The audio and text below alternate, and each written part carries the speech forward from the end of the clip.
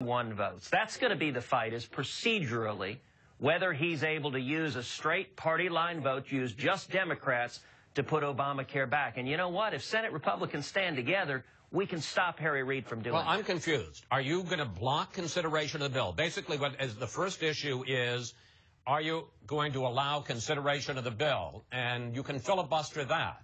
After, if you lose that, then a simple majority could take out Obamacare. So are you going to allow consideration of the bill, have an up or down vote on defunding Obamacare, or are you going to block them from even taking up a bill which you support?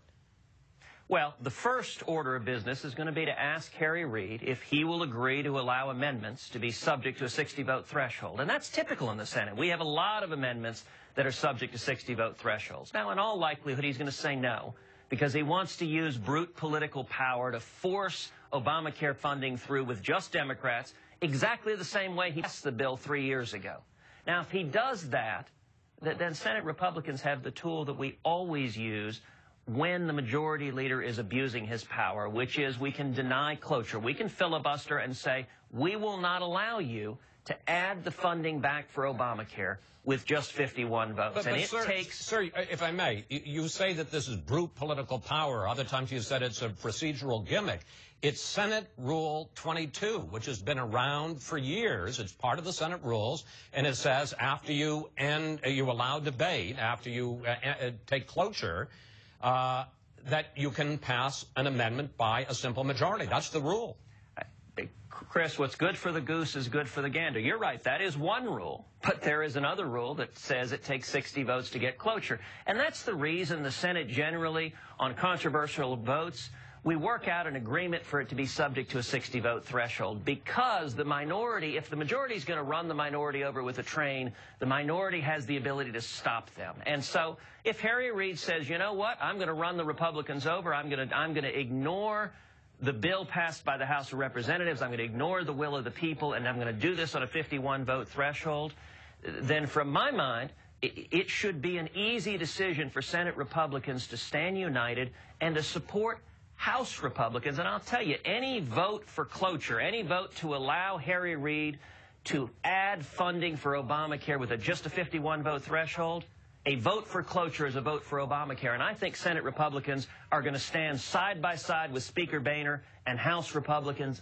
listening to the people and stopping this train wreck that is Obamacare. Okay, right. A couple of quick questions. First of all, you need 41 votes. You're one vote. You need 40 other Republican senators to go with you to block consideration of the House bill in the Senate. How many votes do you have right now, Senator? Well, we don't know right now, and this week will determine. Look, this has been a fast-moving target. You know, just a few weeks ago, we didn't have anywhere near the votes we needed in the House or in the Senate. And my view all along was this was going to be a long journey. This was going to be multiple stages. Stage one was unify the American people, and we've seen nearly 1.6 million Americans sign a national petition at don'tfundit.com and call their representatives saying, stop Obamacare. Stage two was what happened on Friday, the House voting to defund Obamacare. Stage three is next week, where Senate Republicans, it's now our turn to unify, to stand together with House Republicans.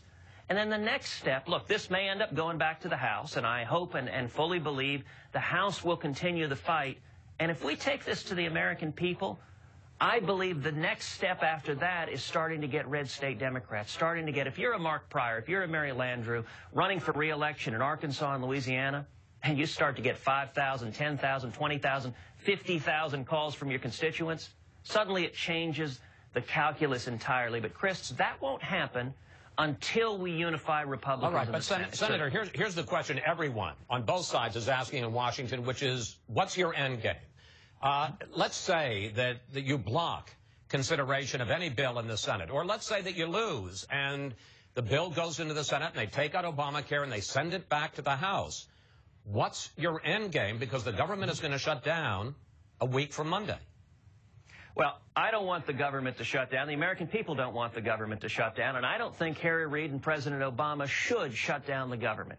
Listen, if that happens, if Harry Reid kills this bill in the Senate, I think the House should hold its ground and should begin passing smaller continuing resolutions, one department at a time. It should start with a continuing resolution focused on the military. Fund the military, send it over, and let's see if Harry Reid is willing to shut down the military just because he wants to force Obamacare on the American people. I think that would be a very perilous decision for Harry Reid to make, and the House can keep driving this. Look, the House is the only body where Republicans have a majority, and so the House has to lead on this.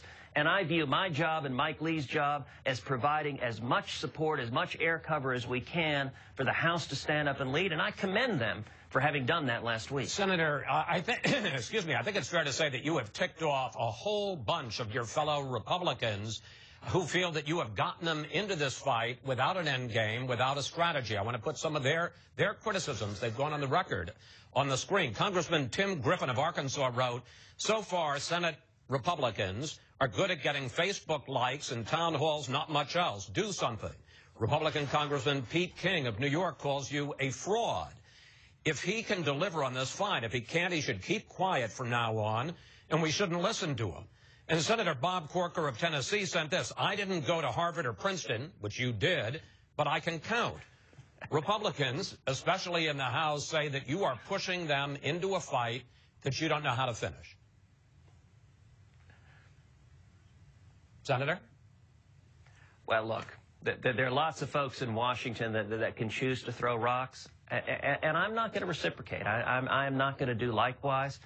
Listen, let me tell you about a broader problem. A broader problem is we have got career politicians in both parties in Washington who aren't listening to the American people. I spent the entire month of August traveling Texas, traveling the country, speaking to the people, and the American people are hurting because Obamacare isn't working. It's killing jobs. It's driving up their health insurance rates. It's causing them to be pushed into part-time work. It's causing them to lose their health insurance.